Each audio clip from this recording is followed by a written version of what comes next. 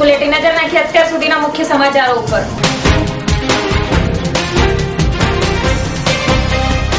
આજથી ગુજરાતમાં ગુટખા બંધ કડક અમલની શરૂઆત।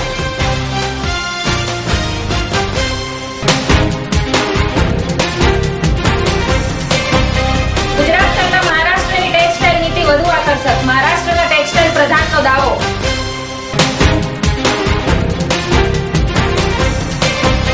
મોદી સરકારે ઉખેડી ફેંકવા વાલ્મીકી સમાજને કેશુબાપાની હાકલ।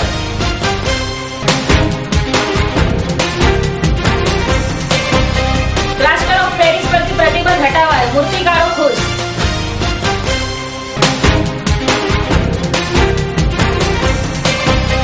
આજે દિગ્વિજય દિવસ, સ્વામી વિવેકાનંદે 11 સપ્ટેમ્બરે શિકાગોમાં વગાડ્યો હતો ભારતનો ડંકો।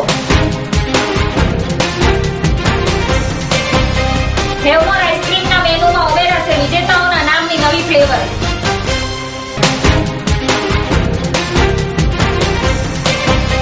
નવી પ્રોડક્ટ અને સરળ સેવાઓ સાથે રિલીઝીનું અમદાવાદમાં આગમન।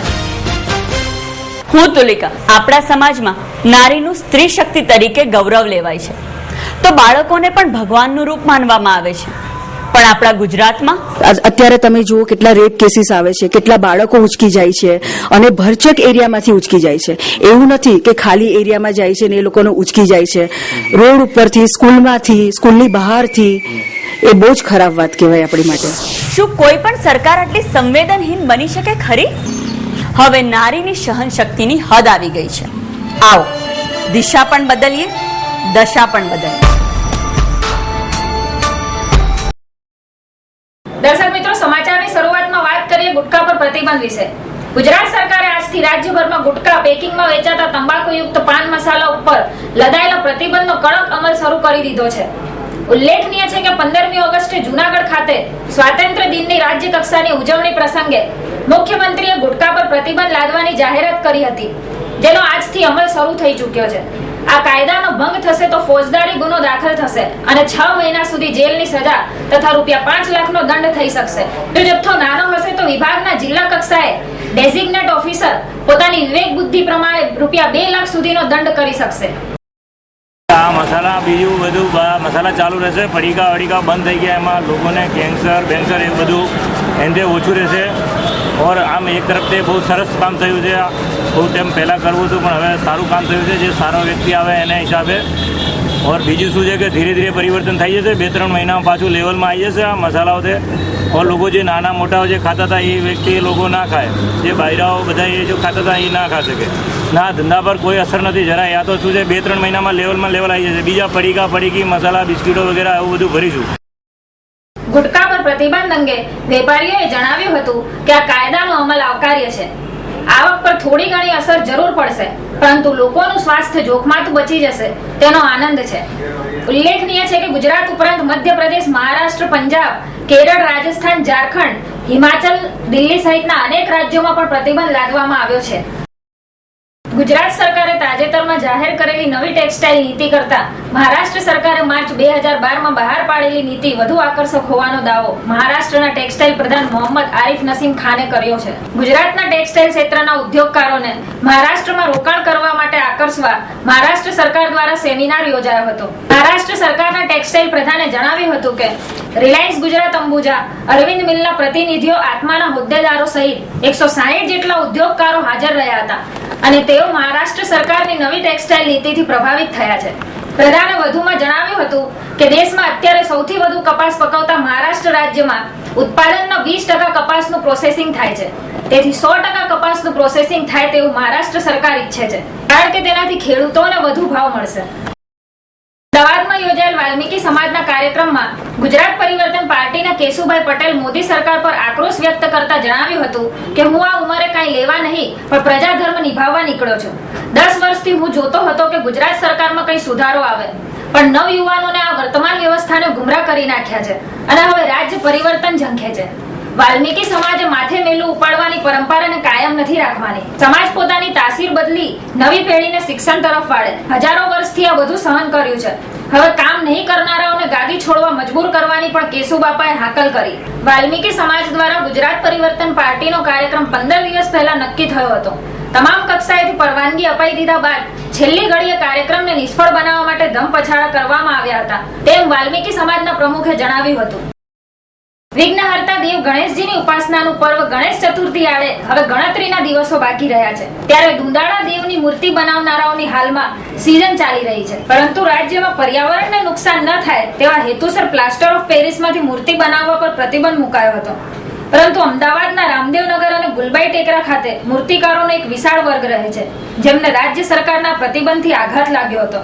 જોકે કોર્ટમાં રીટ બાદ આ પ્રતિબંધને હટાવી દેવા મૂર્તિકારોમાં ખુશીની લહેર છવાઈ ગઈ છે. ઉલ્લેખનીય છે કે વધતી મોંઘવારીની અસર પણ ત્યાં વર્તાઈ રહી છે, જેને લઈને નાની મૂર્તિઓનું વેચાણ વધવા પામ્યું છે, જ્યારે મોંઘેરી મૂર્તિઓ ખરીદનારો વર્ગ ઓછો થતો નજરે પડી રહ્યો છે. શુભ કાર્યની શરૂઆતમાં સર્વપ્રથમ પૂજાતા ગણપતિ બાપાનો ગણેશ મહોત્સવ મહારાષ્ટ્ર ઉપરાંત હવે ગુજરાતમાં પણ ઠેર ઠેર ધામધૂમપૂર્વક ઉજવવામાં આવે છે.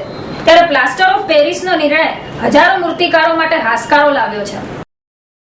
વૈશ્વિક ફલક પર ભારતનો ડંકો વગાડનાર એકમાત્ર મહાપુરુષ સ્વામી વિવેકાનંદ, કે જેમણે અમેરિકાના શિકાગોમાં યોજાયેલી આંતરરાષ્ટ્રીય ધર્મ પરિષદમાં હિન્દુ ધર્મ વતી હાજરી આપી હતી અને માત્ર તેમના સંબોધનથી જ પ્રભાવિત થયેલા દુનિયાભરના વિદ્વાનો અને ધર્મગુરુઓ તેમની પ્રતિભાથી અંજાઈ ગયા હતા. આજના દિવસને દિગ્વિજય દિવસ તરીકે પણ ઉજવવામાં આવે છે. આજના દિવસે સમગ્ર વિશ્વને ભારતની ભવ્ય સંસ્કૃતિ અને પ્રતિભાના દર્શન કરાવનાર સ્વામી વિવેકાનંદની અમદાવાદ સ્થિત વિવેકાનંદ બ્રિજ પાસે આવેલી પ્રતિમાને અમદાવાદના મેયરે સૂતરની આંટી અર્પણ કરી હતી. આ પ્રસંગે અમદાવાદના પ્રથમ નાગરિક mayor Asit Vora, deputy mayor Darshanaben Vaghela, standing કમિટીના ચેરમેન ભૂપેન્દ્ર પટેલ પણ ઉપસ્થિત રહ્યા હતા. આઈસ્ક્રીમની અગ્રણી બ્રાન્ડ હેવમોર અવનવી પ્રોડક્ટ માટે ખૂબ જાણીતી છે. ગુજરાતમાં હેવમોર માર્કેટ લીડર છે અને 2015 સુધીમાં હેવમોર બ્રાન્ડ સમગ્ર દેશમાં વ્યાપ વધારશે. પશ્ચિમ ભારતના સૌથી મોટા આઈસ્ક્રીમ ઉત્પાદક આ વર્ષે 3 કરોડ લીટર કરતા વધારે આઈસ્ક્રીમનું ઉત્પાદન કરવાનું લક્ષ્ય ધરાવે છે. सिंपली समझाओ तो हैवमोर मेरा फ्लेवर कॉन्टेस्ट उसके टैगलाइन से जाना जाता है, आपने बताया हमने बनाया. हमने क्या किया कि गुजरात में हमारे जितने आउटलेट हैं वहाँ पर हमने हमारे कस्टमर्स को इनवाइट किया, उनको बोला कि आप अपने फ्लेवर के सजेशन दो, कुछ अलग, कुछ यूनिक, ये टेस्टी जो आप चाहते हम बनाएं.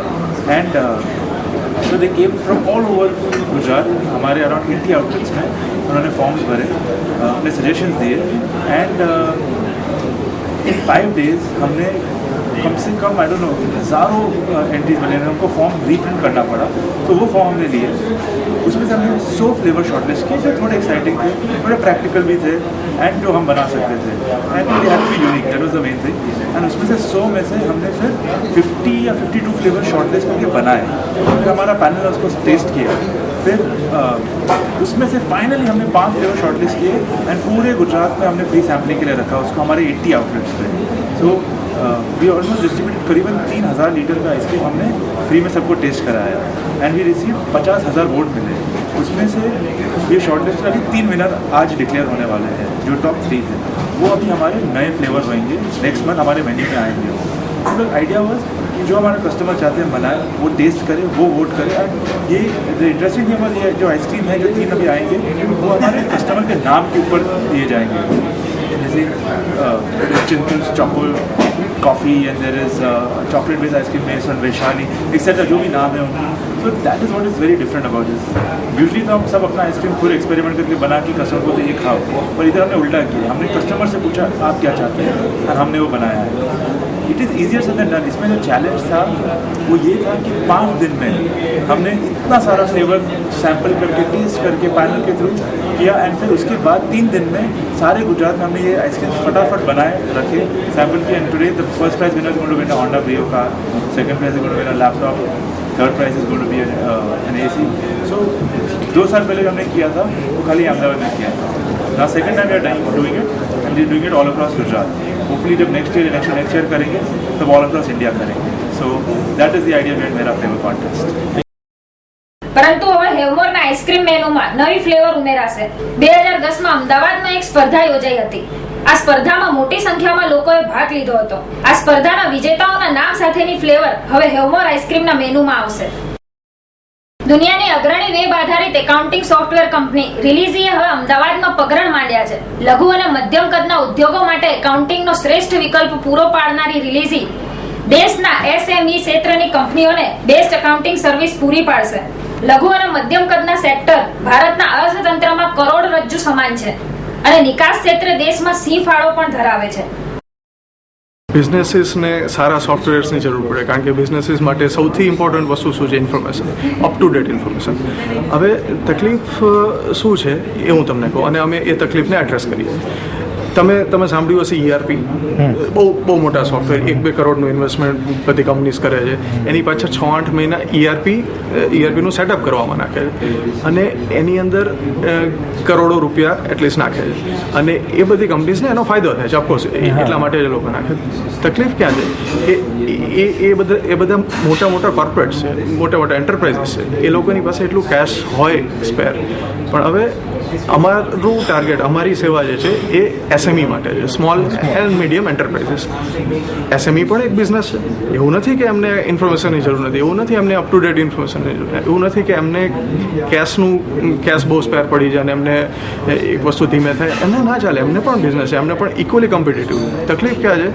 એમની પાસે 3 કરોડ 4 કરોડ રૂપિયા નથી ઇન્વેસ્ટ કરવા માટે. આપણું software stream down ERP software છે ફોર SMEs. એટલે આપણા ઇન્ડિયાના SMEs ERPના સોલ્યુશન્સ ઓલરેડી યુઝ કરી શકે છે, starting from ₹200 per month. That is great. કેમ? કારણ કે નાવ કોઈ પણ SMEને હું એક એક્ઝામ્પલ આપું કે કોઈને એ જાણવું હોય કે એક બેંક એકાઉન્ટમાં આપણી પાસે અવેલેબલ બેલેન્સ કેટલું છે, એને એકાઉન્ટન્ટને ફોન કરવો પડે, અથવા એને ઈમેલ કરે, SMS કરે, અને એકાઉન્ટન્ટ પછી કે હું અડધો કલાકમાં ચેક કરીને આપું. 2012માં એવું ચાલે? એ સોફ્ટવેર છે, સોફ્ટવેર છે, એની અંદર હોવું જોઈએ. એ આપણી સિસ્ટમમાં જસ્ટ ઓપન કરે, એનું તમે એક સ્ક્રીનશોટ જોયો હશે, એટલે ડેશબોર્ડનો, એ જેવું સાઇન ઇન કરે બધા ચાર્ટ્સ આવી જાય. એને કંઈ નહીં કરવું, એને કોઈને પૂછવું પણ નહીં પડશે. એણે જો ના જોવું હોય તો એ બંધ કરી દે. એટલે આ કેવું છે કે એક બહુ મોટું લીપ છે ટેકનોલોજીકલ. ને ઓફકોર્સ આપણને બધાને ખબર છે ગુજરાતી કમ્યુનિટી બિઝનેસ ઓરિએન્ટેડ છે. હવે એનાથી અમને શું ફરક શું પડે કે ગુજરાતી એન્ટરપ્રિન્યોર્સ ઇનોવેટિવ હોય છે.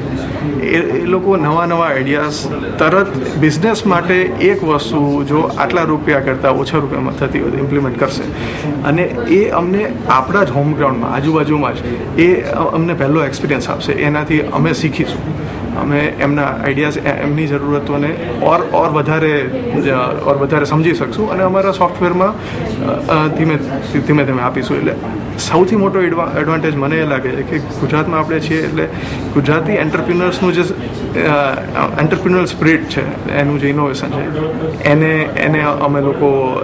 એનાથી અમે લોકો શીખીશું, અને એ એકબીજાને હેલ્પ કરીશું.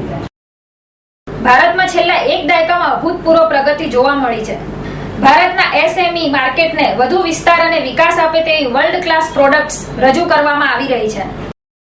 તો દર્શક મિત્રો, આ હતા અત્યાર સુધીના મુખ્ય સમાચાર. સમાચારોની ગતિવિધિ માટે આપ નિહાળતા રહો SLA ન્યૂઝ બુલેટિન. નમસ્કાર.